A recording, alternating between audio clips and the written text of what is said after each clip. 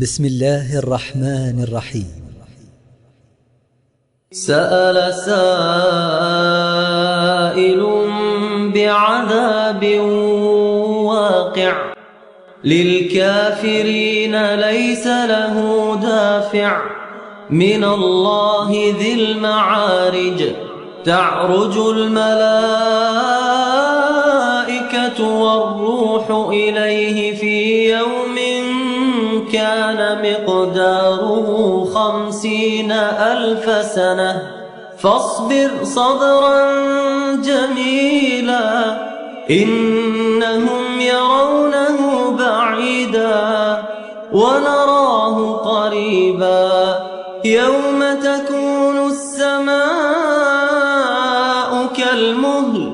وتكون الجبال كالعهن ولا يسأل حميم حميما يبصرونهم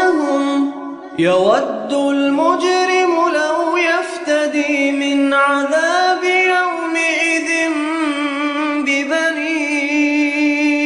وصاحبته وأخيه وفصيلته التي تؤويه ومن في الأرض جميعا ثم ينجيه كلا إنها لظى نزاعة للشوى تدعو من أدبر وتولى وجمع فأوعى إن الإنسان خلق هلوعا إذا مسه الشر جزوعا وإذا مسه الخير منوعا إلا المصلين الذين هم على صلاتهم دائمون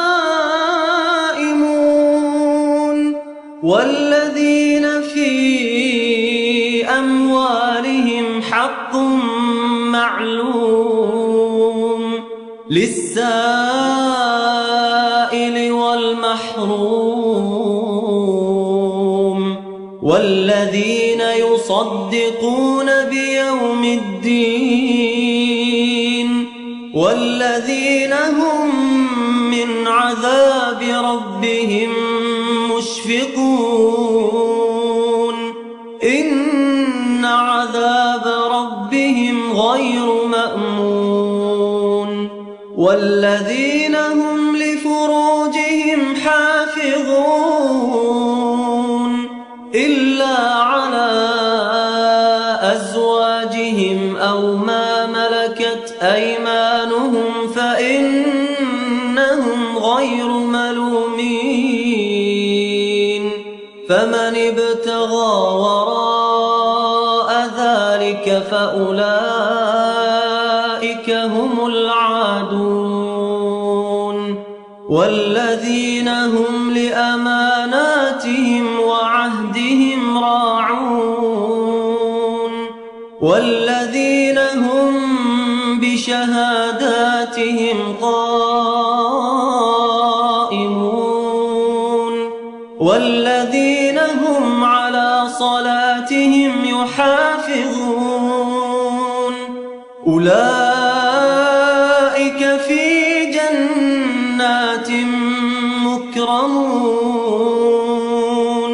فما للذين كفروا قبلك مهطعين عن اليمين وعن الشمال عزين أيطمع كل امرئ منهم أن يدخل جنة نعيم كلا إنا خلقناهم مما يعلمون فلا أقسم برب المشارق والمغارب إنا لقادرون على